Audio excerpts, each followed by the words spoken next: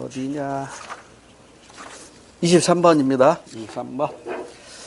정부 조직의 성격이 A에서 B로 바뀔 때 기대되는 효과. 옳은 것. A에서 B로 바뀐다 하면 뻔하죠. 관료제에서 탈관료제로 바뀌는 겁니다. 근데 거기 A 조직 해가지고 노젓기, B 조직은 방향잡기 이렇게 돼 있잖아요. 제가 수업 시간에도 말씀을 드렸습니다만 노젓기는 조정경기에서 노젓기는 앞만 보고 빨리만 가면 되죠. 이게 관료제라고요. 그런데 탈관료제는요. 앞만 보고 빨리 가면 뒤집어진다고요. 래프팅 경기이기 때문에 앞에도 봐야 되고 뒤도 봐야 되고 양쪽 옆에도 봐야 돼요. 그래서 관료제는 조정경기의 노젓기로 비유가 되고요. 탈관료제는 래프팅 경기에 비유가 됩니다. 또 바둑판하고 장기판의 경기 모습이 다르죠. 장기판은 가는 길이 딱 정해져 있단 말이에요. 마, 상, 차, 졸 이게 가는 길이 딱 정해져 있어요. 근데 바둑판은 백도를 쥐고 있건 흑도를 쥐고 있건 놓고 싶은 데다 놓으면 되는 거예요. 그러니까 장기판은 관료제로 비유가 되는 거고요. 그 다음에 바둑판은 탈관료제의 비유가 되는 겁니다. 그래서 A 조직은 보나마나 관료제, B 조직은 탈관료제입니다. 자, 바뀔 때 기대되는 효과, 기업. 불확실하고 복잡한 정책 환경에 유연하게 대처할 수 있을 것이다. 맞죠? 기억반 맞습니다. 그러면 1번 아니면 2번이 정답이겠네요. 니은 구성원 간의 담당 업무의 경계가 분명해서 행정의 합리성이 높아질 것이다. 경계가 분명하다. 역할 분담이죠. 이건 관료제의 특징입니다. 이론에서 나타나는 부작용은 뭐였어요? 업무의 경직성이죠. 다른 업무는 못 봐요. 니은번 들어가면 틀리죠. 그럼 정답은 2번밖에 없네요. 디귿박. 기업가 정신과 시장 원리 도입으로 공공부문의 효율성이 높아질 것이다. 탈관료제로의 변화. 기대 효과죠. 맞고. 그다음에 절차나 지침이 강화됨에 따라 명확하고 연관성 있는 정책 추진이 가능할 것이다. 관료제가 그렇죠. 이로 인한 부작용은 목적 전치 현상이라고 공부했어요. 24번. 다음 그릇 취지에 부합하는 조직 혁신 방안으로 보기 어려운 것은. 자, 조직 혁신 방안이 뭔가를 보자고요. 이제 행정 업무도 서비스의 개념으로 인식되어야 한다. 따라서 행정 조직의 패러다임도 성과와 책임을 중시하고 고객의 요구에 신속하게 대응하며 구성원의 자율과 책임을 강조하는 방향으로 바뀌어야 한다. 이에 맞게 행정 조직의 대대적인 혁신이 필요한 때다. 어떻게? 관료제에서 탈관료제로의 조직 변화겠죠. 자, 그 방안으로 보기 어려운 걸 찾으래요. 능력에 대한 보상을 강화한다. 이렇게 바꿔줘야겠죠. 경력이 아니라 능력을 중시해야 할 거고, 과업 중심의 팀제 조직을 도입한다. 이게 탈관료제잖아요. 맞고, 상향식 의사결정 구조를 정착시킨다. 그러니까 아래에서 위로 올라가는 의사결정이죠. 상명하복은 하향식이죠. 그러니까 관료제는 하향식이지만 탈관료제는 상향식입니다. 아래에서부터 의사결정 구조가 정착이 되어야겠죠. 3번까지 맞았으니까 4번이 틀렸겠네요. 신분 보장을 통해 조직의 안정성을 추구한다. 이건 관료제의 특징이죠. 이로 인해서 나타나는 부작용은 아까 무능력자의 승진이라든가 조직의 불필요한 과대화, 비대화 현상이 나타난다는 거죠. 그 다음에 3번 사회구조와 일탈행동. 사회구조의 특성 5가지 중에 제일 마지막이 강제성이었죠. 사회구조는 사회 구성원을 강제하는데 그럼 강제하는 기준이 있어야겠죠. 그게 뭐예요? 사회규범이죠. 사회규범을 지켜야 됩니다. 근데 사회규범을 어기는 게 뭐예요? 일탈이죠. 일탈. 그 일탈 행동에 관한 이론이 지금 현재 우리 교과서에는 3가지밖에 안 나와 있어요. 순서대로 어떻게 되어 있죠? 아노미 이론인데 아노미는 듀르켐에서 머튼으로 발전하고 그 다음에 서덜랜드가 주장하는 차별적 교제론, 학습 이론이라고도 합니다. 마지막이 낙인 이론이에요. 자, 그러면 25번으로 갑니다. 다음과 같은 소비 행태를 공통적으로 설명할 수 있는 사회학적 개념으로 옳은 것. 밴드웨건 효과. 이거 어디서 많이 봤죠? 우리 경제편에서 비합리적인 소비에서 공부했던 거죠. 밴드웨건 효과가 있었고, 스노브 효과가 있었고, 베블렌 효과. 이 세 가지가 있었죠. 자, 밴드웨건 효과란 친구 따라 강남 간다는 식의 의사결정으로 다른 사람들이 어떤 상품을 많이 소비하는 것을 보고 덩달아 그 상품을 소비하는 것을 말한다. 스노브 효과. 이거 이제 스노브 이 말은 속물 이런 말이거든요. 그러니까 남이 사용하는 것은 속물이 사용하는 것이니까 나는 이거 사용하지 않는다. 밴드웨건과는 다르게 수요가 감소하는 이런 효과죠. 남과 다른 나만의 개성을 추구하는 방식의 의사결정으로 다른 사람들이 어떤 상품을 많이 소비하기 때문에 자기의 소비를 중단하거나 줄이는 경우를 말한다. 이거 모두 이걸 설명할 수 있는, 이런 소비 형태를 설명할 수 있는 사회학적 개념이 뭐냐는 거죠. 소비의 기준이 다르죠. 소비의 기준이 다릅니다. 중거집단입니다. 중거집단. 경제 과목하고 사회문학 과목하고 통합 교과적인 문제죠. 그 다음에 26번. 일탈 이론 도시고 한 건데요. 옳은 걸 찾으래요. 가번은 최초의 일탈 사법기관에 의한 차별적 법 집행, 새로운 정체성 형성과 수용, 일탈 증가. 즉 1차적 일탈에서 이제 2차, 3차, 4차적 일탈로 전개된다는 거잖아요. 낙인 이론입니다. 그래서 함부로 낙인 찍지 말아야 된다는 게 대책이죠. 낙인 이론은 미시적 관점의 상징적 상호작용론에 해당이 됩니다. 나번 일탈자와의 교류 증가, 차별적 접촉이죠. 상호작용을 통한 학습 과정, 법 위반에 대한 호의적인 가치나 태도를 습득하게 되는 거죠. 그래서 일탈 행동이 증가한다. 차별적 교제론 또는 학습 이론에 해당이 됩니다. 답은 보나마나 아노미겠죠. 물질적 성공에 대한 욕구가 증가했는데 성공을 위한 합법적 수단이 부족. 아노미인데 듀르켐의 아노미가 아니라 머튼의 아노미네요. 머튼의 아노미. 그러니까 듀르켐의 아노미는 사회가 급변할 때 나타나는 현상, 일탈 행동 이론이고 머튼의 아노미는 사회가 안정됐을 때 나타나는 일탈 행동 이론이죠. 자, 그러면 이제 옳은 걸 찾아야 돼. 1번. 가가 낙인 이론이었어요. 일탈 행동 자체보다 그에 대한 사회적 반응을 더 문제시한다. 그러죠?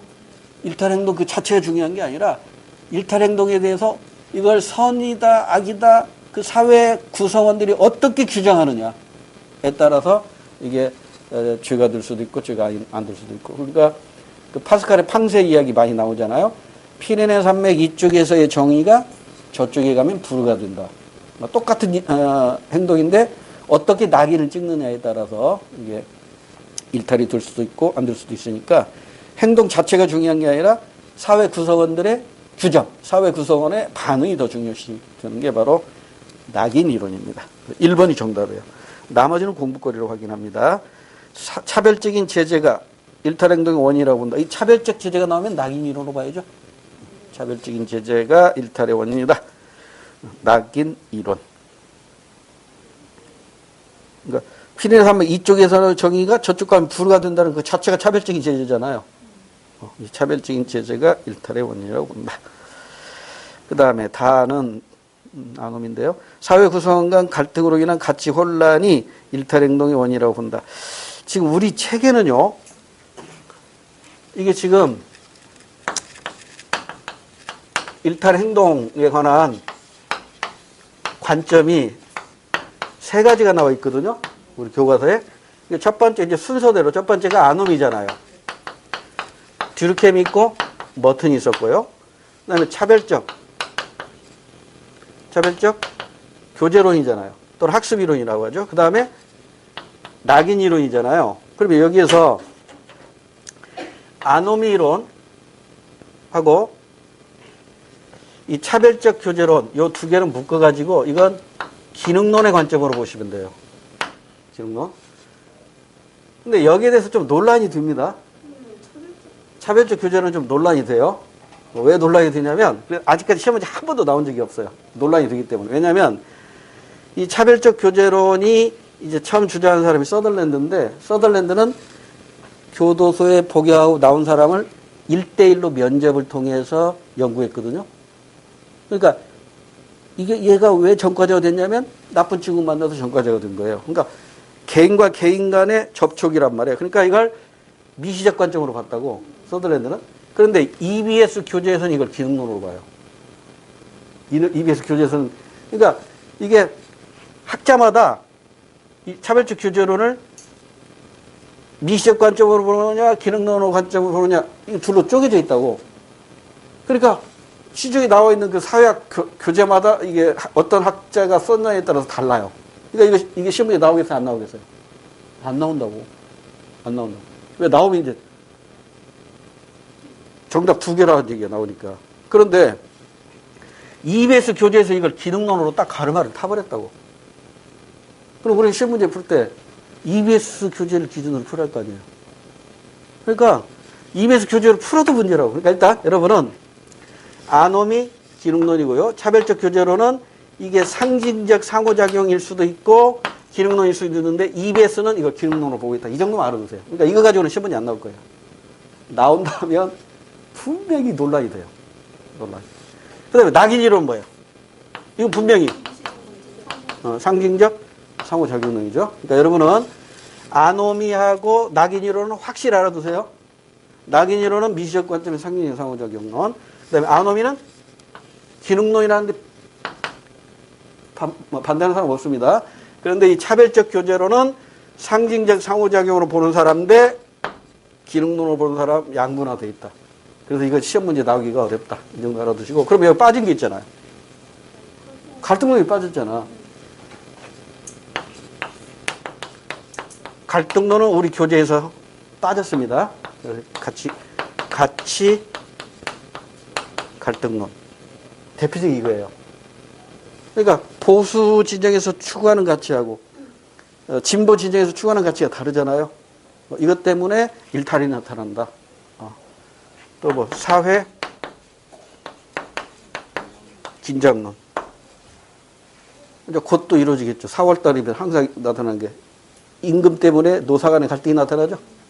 노동자와 사용자 간의 갈등 때문에 이게 사회가 긴장에 빠지잖아요. 그래서 이건 갈등론은 가치 갈등론과 사회 긴장론이 있었다. 근데 우리 교과서에 지금은 빠졌다. 이렇게 알아두시면 돼요. 옛날 교과서는 있었어요. 근데 지금 교과서는 안 나와요. 있었다 정도만 알아두시면 됩니다. 그래서 아까 3번, 26번에 3번. 사회 구성원 간 갈등으로 인한 가치 혼란이 일탈 행동의 원인이라 본다. 이건 우리 교과서에는 없어요. 가치 갈등론으로 갈등론에 해당이 됩니다. 그 다음에 4번은 일탈 행동의 객관적인 기준이 있다고 본다. 가는 다와 달리. 아니죠. 가나 다 모두 객관적 기준이 있다고 보는 거죠. 가나 다 모두 일탈의 객관적 기준이 있다고 보는 겁니다. 달리 때문에 틀렸어요.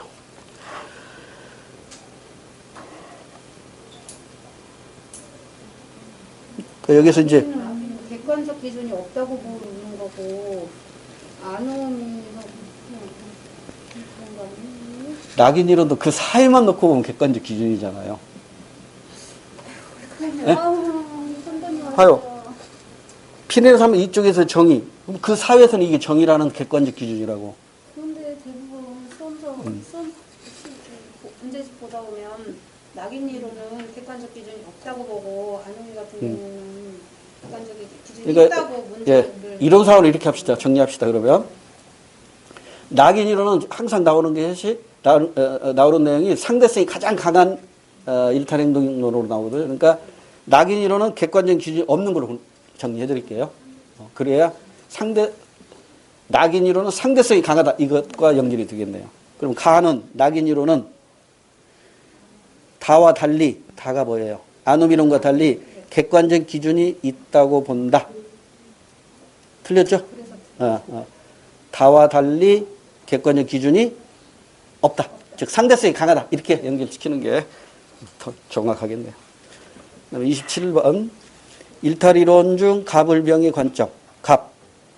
타고난 비행 행위 유형이 존재하는 것이 아니라 사람들이 상호작용하면서 어떤 행위를 비행으로 규정하는 거래요. 상징적 상호작용론의 낙인 이론입니다. 그러면 싱겁게 정답 1번에 끝났네요. 자, 나머지 공부거리. 일탈은 사회대의 구조적 긴장과 도덕적 규제의 부족으로 초래한다. 그럼 이거 해결하려면 어떻게 돼요? 구조적인 도덕적 규제를 만들면 되겠죠? 그러니까 여기서 도덕적 규제라는 게 노미거든요. 노미. 노미가 부족해서 부족한 결과. 부족해서 초래한 거다. 그러니까 아노미를 이렇게 풀이해 쓴 겁니다. 아노미. 규제, 규범이 부족해서 일탈이 발생한다. 그러면 머튼의 아놈이에요? 듀르켐의 아놈이에요? 듀르켐의 아놈입니다. 듀르켐의 아놈. 병. 사람들이 자본주의 체제의 불평등에 대한 대응으로 일탈 행동에 가담하는 것이다. 자본주의 체제의 불평등에 대응하는 거다. 자본주의 체제의 불평등에 대항하는 거래요. 가치 갈등이죠. 이건 우리 교과서는 없어졌어요. 옛날 교과서에 있었는데 지금은 없어졌습니다. 넘어갑니다. 28번. 그러면 일탈이론 가나를 도시고 한 건데요. 옳은 것을 보기 위해서 고르래요. 급격한 사회 변동으로 규범이 붕괴되어. 이게 아노미죠. 아노미.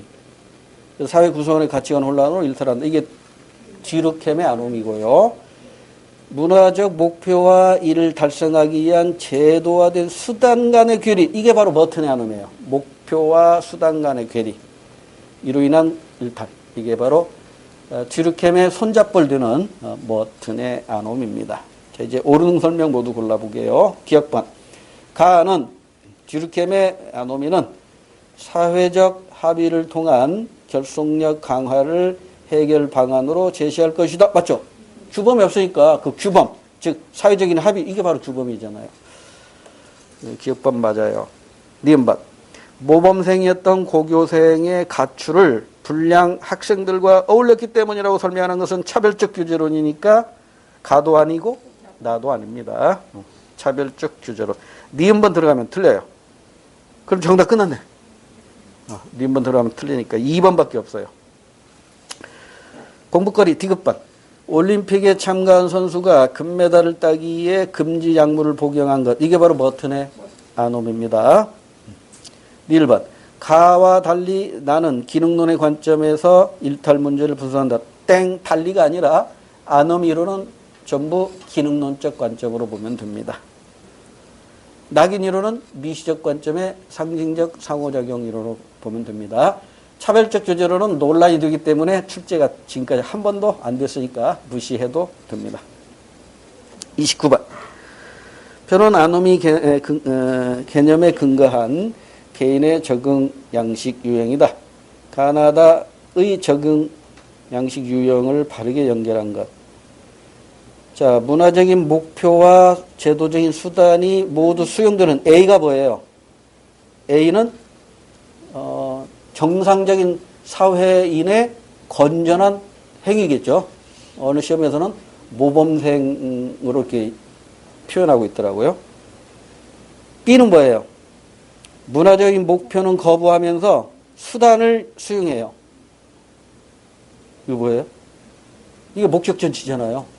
목적전치. B가 바로 목적전치예요. 목표 달성은 생각하지 않고 이 제도적인 수용만, 그 제도적인 수단만을 강조하는 거잖아요. 그러니까 B가 목적전치 현상을 나타내는 거고. C가 뭐예요? 문화적 목표는 수용되는데 수단이 거부되는, 이게 바로 머튼의 아놈입니다. C가 바로 머튼의 아노미. D는 목표도 없고 수단도 없어요. 노숙자죠. 삶의 의욕을 잃어버린 사람들. 가. 좋은 기록을 내기 위해 금지 약물을 복용한 선수. 이게 머튼의 아노미잖아요. 머튼의 아노미니까 C.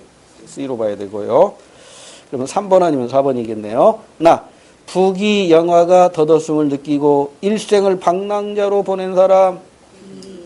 이건 삶의 의미가 없는 사람이죠. 바로 D에 해당이 되고 그래서 정답은 4번이겠네요. 다번 회사의 과업 달성에는 관심이 없고 업무 절차에만 충실한 사람, 목적 전치 현상에 따른 사람. B가 되겠죠? B. 4번 정답. 30번 문제. 갑을병어 주장에 대한 설명으로 옳은 걸 찾으래요. 청소년들이 문제를 일으키는 것은 학교나 학원에서 불량한 친구들과 어울리기 때문이야. 차별적 접촉이론 또는 차별적 교제론 또는 학습 이론이라고 합니다. 청소년들은 모두 좋은 대학을 가고 싶어 해요. 하지만 노력한 만큼 성적이 안 나오니 방황하는 겁니다. 목적과 수단의 괴리, 불일치. 머튼의 아놈입니다. 머튼의 아놈이 평. 문제 행동을 하는 청소년을 문제 청소년이라고 규정하고 그렇게 대하는 것이 청소년 문제를 만들어냅니다. 낙인 이론. 미시적 관점의 상호작용론에 해당이 되죠. 자, 이제 옳은 거 찾아야 돼. 1번. 값은 차별적 접촉 이론. 이루고자 하는 목표와 이를 달성하기 위한 수단 간의 괴리를 청소년 문제의 원인으로 본다. 머튼의 아놈이니까 을로 봐야 돼요. 1번은 갑이 아니라 을로 봐야 되고요. 2번. 을은 타인과의 상호작용을 통한 학습. 학습이네요. 학습 이론이니까 갑으로 봐야겠죠. 차별적 접촉 이론, 학습 이론. 2번은 을을 갑으로 바꿔야 되고요. 3번. 을은 청소년 문제 해결을 위한 방안으로 사회체제의 근본적인 개혁을 주장한다. 사회체제의 근본적인 개혁을 주장하는 것은 갈등론자들입니다. 여기는 갑을병 모두 해당이 안 돼요. 갈등론자의 주장이고요. 4번이 정답인가 보네요. 병은 낙인이론은 청소년 문제를 해결하려면 낙인이 사라져야 한다고 주장한다. 그렇죠. 함부로 낙인 찍으면 안 된다는 게 낙인이론의 대안입니다. 이제 문화로 갑니다. 문화의 의미와 속성. 문화는 두 가지로 그 의미가 나눠지죠. 좁은 의미의 문화와 넓은 의미의 문화인데 좁은 의미의 문화는 문명의 개념으로 사용됩니다. 따라서 좁은 의미의 문화는 우열을 가릴 수 있다 없다? 있어요. 우열을 가려서 평가 대상으로 보는 겁니다. 그러나 넓은 의미의 문화는요. 사회를 단위로 해서 후천적 학습을 통해서만 형성되는 공통된 생활 양식이 바로 넓은 의미의 문화이기 때문에 넓은 의미의 문화는 절대 평가 대상이 아니에요. 우열을 가릴 수가 없어요. 근데 만약에 우열을 가린다면 그건 잘못된 거겠죠. 이러한 입장을 우리는 절대론적 관점이라고 해요. 그래서 이 절대론적 관점에 의하면 자문화주의와 타문화주의가 나타나겠죠. 이건 바람직하지 않기 때문에 상대론적 관점이 바람직하다 이렇게 공부했죠. 더 나아가서 비교론적 관점, 총체론적 관점을 통해서 문화를 이해하는 관점이 바람직하다 이런 내용 공부했고 속성은 5가지 순서대로 기억할 필요가 있다고 그랬죠. 공유성, 학습성, 축적성, 변동성, 총체성 이렇게 흘러갑니다. 이게 문화의 속성이에요. 자, 이제 문제 풀면서 어떻게 축제됐는가 확인해 봅시다. 1번. 문화의 의미와 관련하여 대화의 밑줄 친 설명으로 옳은 걸 찾으래요. 사회자. 문학의 동향을 살펴보는 시간입니다. 이번에 책을 출간하셨다면서요. 이때 문학에는 평가 대상으로 보는 좁은 의미의 문화겠죠. 네, 불교 문화 소개하고자 책을 쓰게 되었습니다. 불교 문화니까 공통된 생활 양식, 불교의 공통된 생활 양식, 넓은 의미의 문화입니다. 기억은 평가 대상이 되지만 니은은 평가 대상이 안 돼요. 자, 이제 옳은 거 찾아야 돼. 1번. 기억은 넓은 의미, 땡. 니은이 넓은 의미입니다. 2번. 니은은 문화에 대한 평가적 의미가 대표된, 땡. 평가적 의미가 대표된 것은 좁은 의미의 문화입니다. 기억이 돼야겠죠. 문화를 지식이나 기술의 발전 단계로 보는 것은 니은보다는 기억이겠죠. 넓은 의미보다는 좁은 의미의 문화가 발전의 개념, 문명의 개념이잖아요. 문명의 개념. 3번이 정답이고요. 4번 기억은 물질 문화, 니은은 비물질 문화. 땡. 좁은 의미 문화나 넓은 의미 문화나 모두 물질 문화와 비물질 문화로 구분되기도 합니다. 이때 물질 문화 변동 속도가 빠르기 때문에 나타나는 갈등을 문화 지체라고 하고 비물질 문화가 빨리 변해서 나타나는 갈등을 기술 지체 현상이라고 합니다. 예전에는 문화 지체만 출제가 됐는데 요즘은 문화 지체와 기술 지체의 차이점도 출제가 되고 있으니까 기억해 두시고요. 넘어갑니다. 2번. 다음 글에 나타난 문화의 속성에 기초한 진술을 보기에서 모두 고르래요. 우리나라에서는 혼인을 앞두고 함을 파는 관행이 있다. 요즘 함 거의 안 팔죠. 이것도 이제 사라지고 있더라고요. 어디선가 함 사세요라는 외침이 들린다면 곧 이 동네 누군가의 딸이 시집을 간다는 것을 짐작할 수 있다. 문화의 공유성. 문화의 공유성. 기억. 문화는 사회의 유지와 통합에 기여한다. 공유성이 기초하는 거죠. 그래서 이 공유성의 기초에서 강제성도 나타나고 예측 가능성도 나타나죠. 문화를 공유하고 있기 때문에 꼭 지켜야 된단 말이에요. 이걸 지켜야 된다고. 이걸 안 지키면 사회가 무너지잖아요. 그러니까 사회 유지 통합에 기여하는 게 바로 공유성에서 비롯되는 강제성 때문이고 또 이 공유성 때문에 우리는 그 사회의 문화를 어느 정도 예측할 수 있겠죠. 예측 가능성도 파생된 속성으로 이해하시면 돼요. 자, 기억번 맞고요. 니은번. 문화를 통해 타인의 사고방식과 행동을 예측한다. 나왔잖아. 예측 가능성. 니은번도 공유성에서 비롯되는 겁니다. 정답은 기억, 니은이네요. 3번. 이전 세대의 문화를 토대로 새로운 문화가 창출된다. 축적성과 변동성으로 이어지는 거죠. 문화의 축적성과 변동성으로 이어지고. 니을번에 하나의 문화 요소가 변화하여 연쇄적으로 변동이 나타난다. 변동성과 총체성. 변동성과 총체성으로 연결되는 속성입니다. 3번 문제. 가에서 다에 해당하는 문화의 속성, 오르는 진술만을 보기에서 있는 대로 그러래요. 가가 뭐예요? 여러 문화 요소들이 상호 유기적인 연관성을 맺으면서 하나의 체계를 이룬다. 총체성. 총체성을 이렇게 표현하기도 하죠. 우리 시험 문제 나왔을 때 총체성 이퀄 총체성이란 하위 문화의 합. 총체성이라는 것은 하위 문화가 서로 유기적으로 연결되어 있다는 거잖아요. 근데 이 하위 문화의 합은 전체 문화다 하면 이건 틀린 겁니다. 이렇게 해야 돼요. 하위 문화의 합보다 전체 문화가 더 큰 힘과 영향력과 에너지를 갖게 된다는 걸 총체성이라고 해요. 그러니까 유기적으로 연결됨으로써 여기서 시너지가 나타난단 말이에요. 시너지 현상. 그래서 총체성은 전체 문화의 힘이 단순한, 그러니까 사회 실제론적 관점으로 이해하시면 돼요. 사회 명목론은 뭐죠? 개인의 합에 불과하다는 게 사회죠. 근데 그게 아니라 개인이 모여가지고 사회가 됐을 때 그 파워는 더 큰 파워를 갖는다는 거예요. 이걸 문화의 총체성이라고 합니다. 그러니까 문화의 총체성은 단순히 명목론적 관점이 아니라 실제론적 관점으로 이해하셔도 됩니다. 자, 그 다음에 나번은 그럼 뭘까요? 사회 구성원이 공통으로 가지는 생활 양식, 공유성. 이 공유성에서 파생되는 게 아까 나왔던 강제성과 예측 가능성도 파생이 되고 있고요. 그 다음에 다번. 하나의 문화 요소가 시간이 흐르면서 그 의미와 형태가 변화한대요. 변동성입니다. 그 변동성의 사례로 우리 사회문화 교과서에 보면 김치의 사례를 들죠. 축적되면서 변동하는 것이죠. 축적성과 변동성. 그러니까 그 임진왜란 때 우리나라에 고추가 들어오잖아요. 그러니까 임진왜란 전의 김치하고 임진왜란 이후의 김치가 서로 다르잖아요.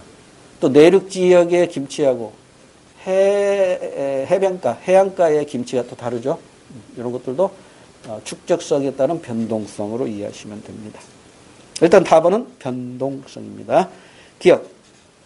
가는 총체성은 서로 다른 문화 체계를 구분하는 기준, 공유성이죠. 문화를 서로 구분하는 기준이 되는 것은 공유성이고요. 기억번 그러면 1번, 2번 지우고 니은번은 다 들어있으니까 디귿번부터 볼까요? 디귿번. 디귿번이 맞으면 4번 정답, 틀리면 3번 정답이에요. 디귿. 다의 사례, 다가 변동성. 2월에 꽃다발을 들고 다니는 사람들을 보면서 졸업식을 떠올린다. 이거 예측 가능성이죠. 이거 예측 가능성이니까 이건 공유성입니다. 그럼 디귿번 들어가면 틀리네요. 그래서 3번이 정답이네요. 자, 그럼 공부거리로 니은 봅시다. 나는, 공유성은 사회 구성 간의 원활한 상호작용 토대가 된다. 그렇죠. 문화를 공유하고 있기 때문에 원활한 상호작용. 우리가 지금 한국말로 지금 수업하고 있잖아요. 한국말을 공유하고 있기 때문에 지금 원활한 상호작용이 드는 거잖아요. 이게 문화의 공유성이란 말이에요. 그 다음에 리을반. 스마트폰의 확산으로 인해 나타난 대학생들의 일상생활 변화는 가, 총체성과 다, 변동성에 모두 해당되는 사례이다. 맞죠? 한쪽 문화요소의 변화가 다른 문화요소에도 영향을 주면서 총체적으로 바뀌는 것이니까요. 그래서 니은 3번 정답. 4번 문제. 다음 글에서 유추할 수 있는 문화의 속성. 요즘 어린 학생들과 이야기를 하다 보면 어른들은 이해하기 어려운 말을 많이 사용한다. 도찰과 같은 단순한 줄임말에서 OTL과 같이 맥락을 모르면 아예 이해하기도 어려운 말도 있다. 같은 한국에서 이렇게 다른 용어를 사용하고 있는 것이 그저 신기할 뿐이다. 자, 문화의 속성 중에 뭐예요? 변동성이죠? 언어의 변동. 여러분, 불인이란 말 들어보셨어요? 불인이? 불인이. 요즘 많이, 유튜브 같은 데서 많이 나오는 단어인데. 안 들어봤어요? 줄인이는 안 들어봤어요? 줄이는 뭐예요? 주식의 어린이잖아. 불이는 부동산의 어린이에요. 부동산 투자 약간. 이런 말 들으니까 옛날 세종대학교 다시 태어났다 하더라도 졸도할 거예요. 말이 안 통할 거라고. 세종대학에 맞는 한글이 이렇게 바뀌었다니까요. 그 다음에 어디야? 5번 문제. 다음 글에 나타난 문화의 속성에 대한 옳은 설명을 보기에서 모두 고른 것. 중국 사람들은 보이니 직접 차를 따라 마시도록 하면 신뢰라고 생각하기 때문에 서로 차를 따라주는 것을 게을리하지 않는다. 물이 부족할 경우에 종업원을 소리쳐 부를 필요 없이 차 주전자 뚜껑을 옆으로 밀어 조금 열어두면 된다. 그러면 종업원이 주전자에 가득 물을 채워준다. 이게 중국 문화예요. 중국의 공유성이겠죠? 중국 사람들의 문화의 공유성. 기억. 다른 사회와 교류가 활발해질수록 강화된다. 약화되겠죠? 공유성이. 그러죠? 제가 여기 중국 얘기가 나와서 작년인가? 재작년인가? 저 우연히 그 유학원 하는 친구 덕분에 중국을 한 일주일간 갔다 왔는데 그때 북경대학을 방문했거든요. 근데 북경대학이 서울대, 우리나라에서 이제 서울대 수준이잖아요. 근데 그 북경대학은 홍채 인식으로 출입을 하더라고요. 서울대는 그게 없잖아요. 근데 북경대학 그 정문이 있고, 옆에 사이드문이 있고, 후문이 있는데, 전부 학생들이 이렇게 지나갈 때 이렇게 얼굴을 이렇게 비추고 가요. 홍채 인식으로 출입이 가능하더라고요. 그래서 우리는 홍채가 없잖아요. 학생 등록이 안 돼 있으니까. 그러니까 그 옆에 이제 그 경비실인가? 거기 가서, 어느 교수를 만나러 왔습니다 하니까 그 교수한테 전화를 하더라고요. 그 교수가 들여보내라고 하니까 문을 열어주더라고. 북경대는 홍채인식. 우리보다 더 앞서가는 것 같아. 그런 면에서. 근데 그 교장에 가서 깜짝 놀란 것이 자전거가 어마어마하게 많아요. 전부 자전거 타고 이동을 해요. 수천 대인 것 같아. 학생 수만큼의 자전거가 있더라고요. 그거 보고 놀라고 왔는데, 이제 그 북경대 교수를 만나서 이제 내 친구는 이제 유학원 하는 친구니까, 이제 그 북경대 교수가, 저녁을 같이 이제 먹자에서 모였는데, 저 처음으로 중국 사람들의 술 마시는 문화를 거기서 경험했습니다. 우리나라로 말하면 그 고량주죠. 고량주, 빼갈. 근데 그것도 이제 질이 굉장히 많더라고요. 싸구려부터 해가지고, 30년 산이라고 2병을 갖고 왔는데, 그 2병이 우리나라 돈 한 100만 원 정도 한대요. 그런데, 여러분 중국 가서 술 마실 때 이를테면 이렇게 항아리식으로 돼 있더라고요. 그리고, 요런 잔이 나오더라고요. 그림을 잘 못 그리겠는데, 잔이 이렇게 생겼어요. 이렇게 생겼다고 해야 되나? 그리고, 진짜, 이거, 애기발, 한 2cc나 들어갈까요? 아주 작은 잔이 나와요. 그러니까 그 교수가 손님이라고 먼저 이 잔에다가 이 술을 이렇게 따라요. 이렇게 따라요. 그럼 이게 이제 오늘 우리나라식으로 말하면은 소주 잔으로 한 3잔 정도 들어가는 잔이에요. 이렇게 따라주더라고요. 그러면 이제 내가 이걸로 여기다 이렇게 따라 먹는 거야. 이렇게 따라가지고. 이게 한 모금도 안 돼요. 한 2cc?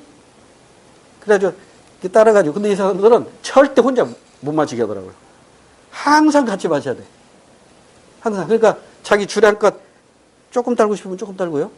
많이 달고 싶으면 많이 달아야 되는데, 아유, 중국 애들이요. 술 엄청 잘 마셔요. 그러니까 이렇게 따라줬잖아요. 이거, 자기네 잔이 이거 비잖아요. 그러면 내 잔도 이거 비야 돼. 그러니까 나중에 내가 못 견디겠더라고. 나중에 바다에다 버렸어요.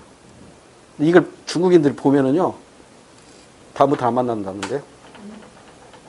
처음에 만난 사람하고는 술로 취할 때까지 마시면서 친구가 된대요. 그게 중국인들의 문화더라고요. 그래서 술 못 마신 사람은 중국 사람하고 친구 사귀기가 어렵겠더라고. 중국 문화에서요. 그 다음, 문제로 갑시다. 자, 그 다음에 니은번. 구성원들 간의 행동을 예측하고 이해할 수 있겠다. 예측 가능성은 어디서 나온 거라고 그랬어요? 공유성에서 나온 거라고 그랬죠? 그러니까 니은번 정답이 되겠네요. 그 다음에 디귿번. 끊임없이 새로운 양식을 모색한 결과 나타난다. 새로운 양식 모색하면 변동성이 나타나겠죠. 디귿번 땡. 니을번. 서로 다른 사회를 문화적으로 구분하는 것을 가능하게 한다. 공유성 때문에 그러겠죠. 그러니까 김치 먹는 사람과 버터 먹는 사람 차이. 공유성이죠. 넘어갑니다. 문화의 이해태도. 자, 문화의 이해태도인데 이건 간단하게 정리하면 더 정확히 말하면 문화에 대한 요 단어가 들어가야 되겠죠. 올바른 이해태도 또는 올바른 관점으로 우리 교과서에 언급이 되어 있어요. 3가지죠. 3가지. 첫 번째, 상대주의적 관점 또는 상대론적 관점. 두 번째, 비교론적 관점. 세 번째, 정체론적 관점. 어디서 나올지 몰라요. 한 번씩 다 나왔던 거니까 어디서 나올지 몰라요. 그러니까 상대론적 관점의 반대 개념이 절대론적 관점. 절대론적 관점은 문화를 어떻게 본다? 평가 대상으로 본단 말이에요. 평가할 수 있다고 봐요. 그래서 우열을 가질 수 있다고 보는 게 절대론적 관점이에요. 그러니까 상대론적 관점은 문화는 평가 대상이 아니고 우열을 가질 수 없다고 보는 게 바로 상대론적 관점이에요. 절대론적 관점은 자문화주의하고 자문화주의를 문화 국수주의라고도 해요. 나라, 국, 으뜸수. 우리나라 문화가 최고야 이거죠. 타문화주의. 이것은 우리나라 문화가 별별로 없고 너네 문화가 최고야. 문화 4대주의라고 합니다. 각각 장단점이 있죠. 자문화주의는 문화 정체성을 유지할 수 있겠죠. 문화 정체성을 가질 수 있다는 장점이 있는 반면에 이게 이렇게 되면은 이제 국가 간에 분쟁이 일어나요. 문화 제국주의로 말미암아 국가 간에 분쟁이 일어난다고. 그러니까 헐리우드 영화하고 우리 국산 영화하고 싸움이 붙잖아요. 갈등이 생기는 거잖아요. 문화는 헐리우드가 최고야. 이게 바로 미국의 자문화주의잖아요. 그 다음에 이제 타문화주의는 문화 정체성을 상실할 우려가 있으면서, 문화 분쟁은 없겠죠. 문화 수용에 용이해요. 타문화 수용. 타문화 수용에 용이하기 때문에 문화적인 갈등은 존재하지 않는다 정도로 이해하시면 됩니다. 그래서 이 상대론적 관점의 사례로 우리 수능에서 시험문제 나왔던 것 중에 하나가 보신탕 문화죠. 우리 한국은 보신탕 문화가 조상 대대로 내려왔잖아요. 근데 이게 언제 이게 한번 세계적으로 이슈가 되냐면 우리나라에서 월드컵 할 때인가요? 월드컵 전에? 올림픽 할 때구나. 88. 올림픽 할 때. 그때 저 누구야? 그 프랑스의 유명한 여자 배우 있잖아요. 브루지또 바르도? 아세요, 혹시? 몰라요? 아주 유명한 배우인데, 이 브루지또 바르도가 지금 할머니예요, 할머니 됐는데, 그 유명한 그 프랑스 그 여배우가 만약에, 한국이 계속 보신탕을, 먹으면 자기가 앞장서가지고 한국 월드컵, 서울 올림픽 보이콧 운동을 벌이겠다. 엄포를 놨어요. 아주 우리 정부에서 겁먹어가지고 어떻게 했어요? 보신탕을 서울 외곽 지역에서만 팔겠다고. 그러니까 서울 올림픽 때요. 서울 시내에서는 보신탕 못 팔겠어요. 잠시 서울 밖에서만 팔겠다고. 그런데 이제 그 후에 이제 이 브리지토 바로도가 즐겨 먹는 음식이 뉴스에 나와가지고 논란이 되었고, 그로 인해서 이 음식이 지금 프랑스에서 법으로 만들었어요. 이 음식을 팔지 못하도록 법으로 만들었어요. 이게 한 5년 됐을 거예요. 그 음식이 뭐냐면 뭔지 아세요? 거위 간 요리입니다. 거위 간 요리. 그러니까 브리지토 바로도가 이 거위 간 요리를 즐겨 먹는데요. 그리고 프랑스 유명한 음식 중에 하나래요. 그러니까 거위 간 요리는 거위 간만 뽑아가지고 요리를 하는 거예요. 근데 이제 거위 간 요리를 하기 위해서 거위를 키우는데 틀 안에 딱 고정을 시켜놓고 모이를 줄 때요. 사료하고 스토로를 가져와가지고 거위 주둥아리를 쫙 벌려놓고 스토로를 꽂는데요. 스토로를 딱 꽂아놓고 사료를 꾸역꾸역 밀어 넣는 거예요. 그럼 거위가 어때요? 그냥 입 주둥아리 벌어진 채로 그냥 꽉꽉 사로만 이렇게 들어가는 거야. 그러면 스트레스 받을 거 아니에요. 그 스트레스 받으니까 이제 간에서 이제 막 연락이 시작하는 거야.